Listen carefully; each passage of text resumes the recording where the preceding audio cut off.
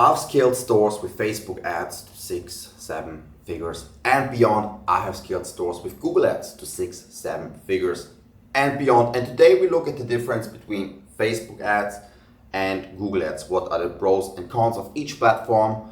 What should you pick for your business and which one is better in the end, right? So let's check it out. On one side we have Facebook ads. So let's just say Facebook.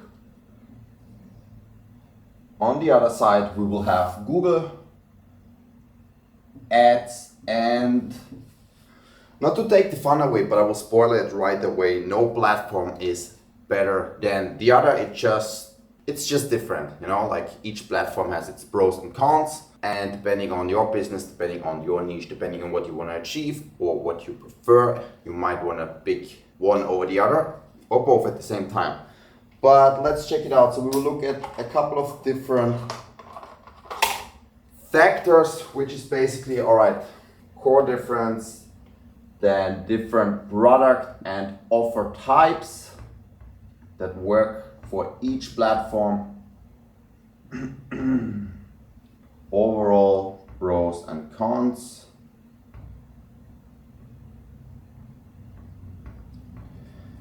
and then a quick summary, and that's pretty much it already. So we'll keep it short and sweet, straight to the point as usual. With the core differences between Facebook and Google ads. And I hear all the time people come to me and they are like, yeah, Chris, I know, so Google, it's a bit more in the lower funnel, right? Yeah, and it's all about the product data feed and shopping ads.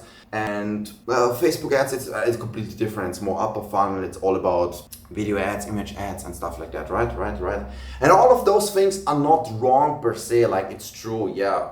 Google ads, depending on which campaign type you chose, obviously, but for e-commerce brands, it's mostly about shopping. And for Facebook ads, yeah, a key difference is it's way more creative focused, way more creative based, right? But that's not the main difference I want you to know about. The main and only difference you have to understand the different dynamics between primarily focused on shopping ads in that case, between Google ads and Facebook ads, is Facebook ads is push marketing.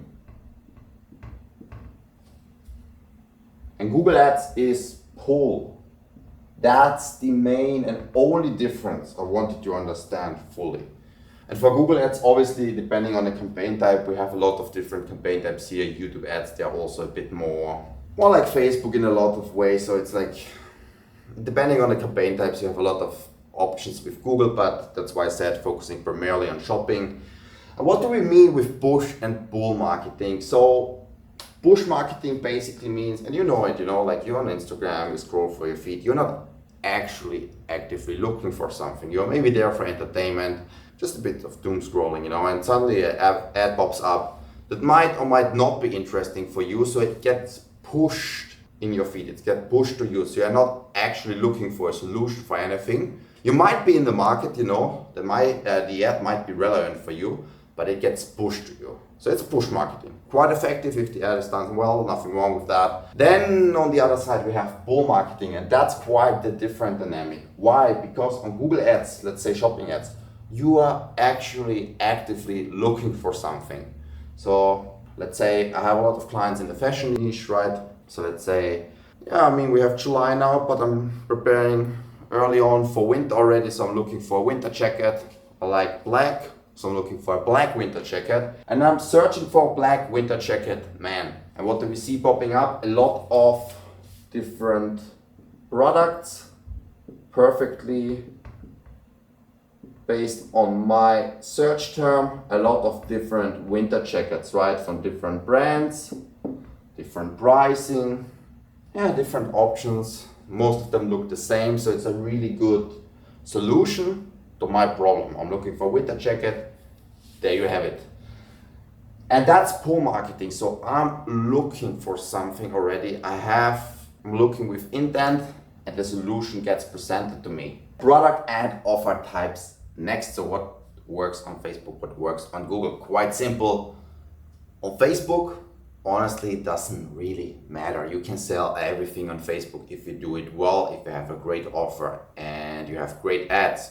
You can utilize a lot of different things. You know, you have image ads, you have video ads, and then you have a lot of different subcategories you can tap into. You know, you can do UGCs, you can do a founder ad, you can do a comparison ad. So there are so many options, which basically almost makes it impossible for you to say, oh, Facebook is not the correct channel for me. There might be a better channel, doesn't matter if it's Google, TikTok, LinkedIn, Pinterest, whatever, but usually you are able to sell everything on Facebook quite effectively. That said, there are a couple of products, offers, niches that work better or exceptionally well. And that's usually, let's take another color for this one maybe, just for the sake of it. These are products that are more, as we already said, creative based, where you can really tap into it with image ads, video ads, which you cannot do on other platforms, you know, like on Google Shopping, for example. So that works really well, creative based. And what I also noticed with a lot of my clients, the products that work well on Facebook, for example, in the fashion industries, are products with a strong visual appeal, you know, not like your generic black shirt, maybe something that's a bit more interesting, that stands out, still relevant, that still has a lot of demand. Obviously, it should not be something that nobody wants, which is like, you know, like a product that's kind of crazy or something kind of new, but something that's interesting with a strong visual appeal. That works really well. Could be like sunglasses, you know, for example. Like we sold a lot of sunglasses this summer as well. I have a client that scaled his store to 7 figures with just like 3 types of sunglasses on Facebook alone and 6 figures on Google. So, and what stood out for me with that type of sunglasses was that it had a strong visual appeal. It was kind of like, it looked good, but it was also unique. It was like a very interesting type of product, you know? So strong visual appeal, all right? And for Google Shopping, so we're focusing on Google Shopping primarily again, it's a bit different. So it's actually, you're a bit more limited in terms of what works really well with good scalability. And we're talking about products that are more intent-based. So intent-based is like the first and most important step, which means, and we had the example before, there has to be a search term with buying intent where people are actually looking actively for your solution, right? So intent-based. Then what's also super important on Google is Google, we said, like we always see like different ads at the same time, right, from competitors. So it's also a price comparison platform, which means it makes it difficult for sometimes higher priced products where it makes it more difficult for higher priced product to really scale on Google only without doing the necessary work on Facebook, you know. Like if people know your product already, it's easier. But if you see all these competitors and you don't have a lot of information and yours just seems to be more expensive at first, it's difficult to scale on Google only. So you need the buying intent, then pricing is important. And then also what works not that well on Google are products with a slightly longer sales cycle, or products where you need to understand the product and the brand a little bit more. For example, supplements is a good example. So for supplements, if I want to take something into my body, you know, like, I don't know, just have like that. Bought something randomly here a couple of days ago. I actually didn't put a lot of research into it. It's just like some sort of ashwagandha, doesn't really matter, you know. But like I wanted to know, I checked a little bit, like what brand is that, you know, like what am I putting into my body here? Like what, is it legit? So I did a bit of research, nothing crazy, but that's something you can do really well with ads, right? If I have like a long VSL or something like that, or a testimonial ad, I can answer a lot of these questions that pop up in my mind. Is that any good? On Google, you don't see that. You just see the product with the price. Here's your solution, buy it maybe, you know, or maybe don't. So it's very tricky to do like proper marketing on Google Shopping only with a product like that, which I can do on Facebook, you know. All right, back in the frame. So which niches do work on Google then? So we're talking about niches where we said intent-based, good pricing, and then the opposite of supplements where there's not a lot of questions in my head, where there's not a lot of risk involved. It's just like, I like this product, I like the price, there's not a lot of risk, let's buy it. So we're talking about simple fashion items. We said winter jackets before. If I want to buy another of the shirts, I just look for something I like. It looks good, the price makes sense, there's not a lot of risk involved, I buy it. So we're talking about niches like fashion, jewelry, simple home decor items, bed accessories, like stuff like that, where it's just like, okay, I need it, I buy it, there's not a lot of risk involved, who cares, that's it. But that works really well on Google only as well. Pros and cons, and we're looking at a couple of different things there in terms of scalability, how does the learning phase look like, stability and consistency, differences in product testing, and policy issues like ad account issues, GMC issues, things like that. So let's start with scalability. So which platform is better to scale quickly, to scale a lot, Facebook or Google? There is no straightforward answer like that, but let me show you the difference. So in terms of scalability, if you start with Facebook, so let's say just started out, you're testing a little bit. Let's take another color for that. On Facebook, if you hit the sweet spot straight away, you have a great offer, you have good creative, sometimes you can scale really quickly. So of course you have to go for an initial learning phase, but I have seen clients of mine, I did it with a couple of brands as well, you can go from 0 to 100 really quickly in a short period of time. If you nail the offer, you've gathered some conversions in the learning phase, it goes very quickly. So Google, on the other hand, let's write it down.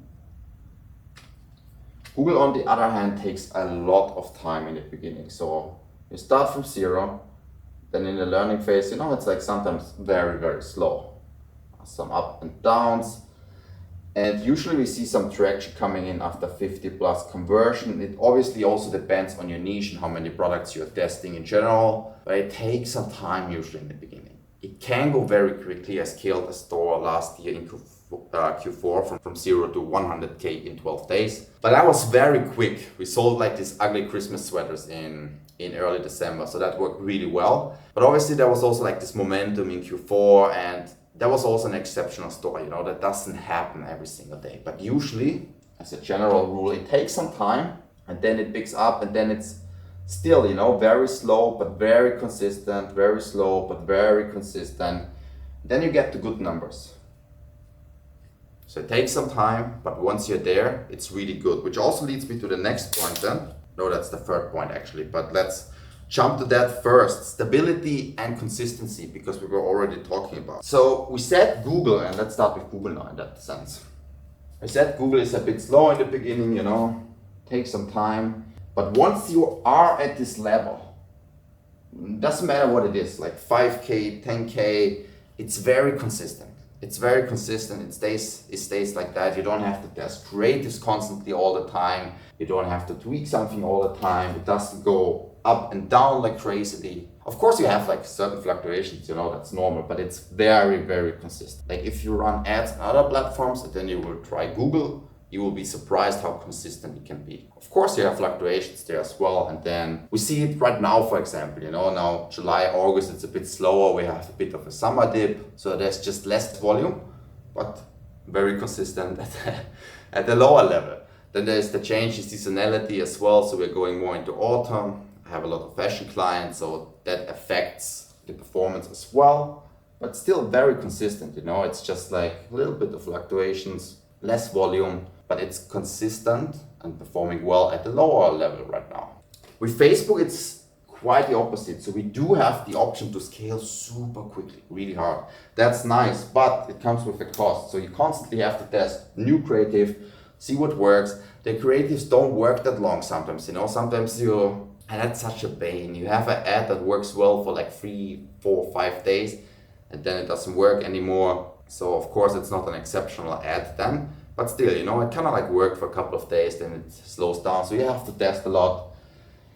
And yeah, that leads, in generally speaking, it's more inconsistent. You can go really hard, really quickly, 5K, 10K, like in a couple of days, but then it also like goes down again to 2K, when a product is not working that well anymore. So it's like fluctuating quite a bit. And that's the biggest pain with clients of mine that do Facebook ads primarily. Then we launched Google ads for them. They're still focusing on Facebook more, so that's the main channel. But they're like super happy with Google despite the lower volume, because for them it's just like something that's super consistent and more plannable for them as well. Learning phase next, we talked about it already. So basically Facebook can go very quickly. Google takes some time. Like you really have to build up sometimes for weeks, months. Usually like the initial learning phase, to be quite conservative with it, is 4 to 8 weeks. Can go quicker. It's not like you don't make any moves in that 4 to 8 weeks, but like it's like this 4 to 8 weeks where it's a bit slower, and then sometimes like it takes off a bit more, where you gain more momentum. But usually it's like 2 to 3 weeks to get to like this plus 50 conversions. It obviously depends a lot on what you are doing in the back end. Like, do you have great products? Do you have good pricing, good offer? Is the site optimized well, or does it look not really trustworthy? Those things matter obviously. But yeah, 2 to 3 weeks, and then like the first 1 to 2 months where it's like a bit slower still, you still need to gather more and more data, and then it usually starts to like kind of hit off where you hit the sweet spot. But again, obviously it depends also on your niche, how many products you have. If everything is well optimized, it can go quicker as well, but still like the first 2 to 3 weeks, they are rather slow. That is just a general rule. And with Facebook on the other hand, it can go very quickly. So that's something to consider, very interesting as well. Product testing, so what are the pros and cons there? And it's quite interesting. So for Facebook, obviously you also need to constantly test products in dropshipping, right? You have to constantly test new products, see what's working.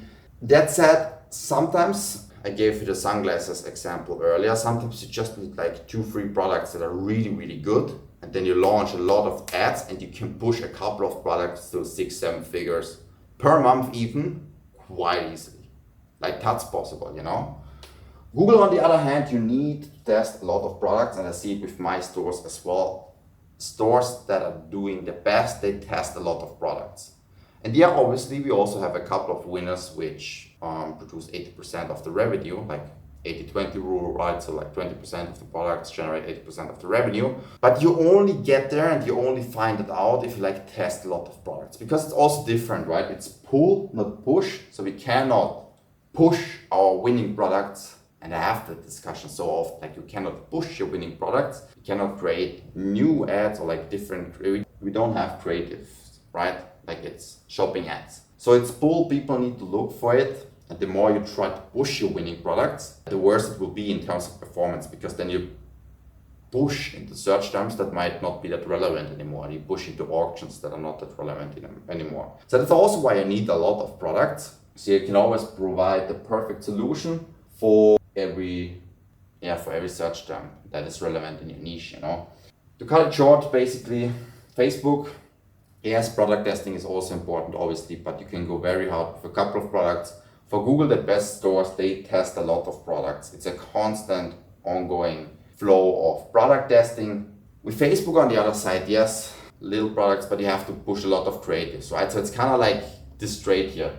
Less products, a lot of creative testing, no creative testing, a lot of product testing.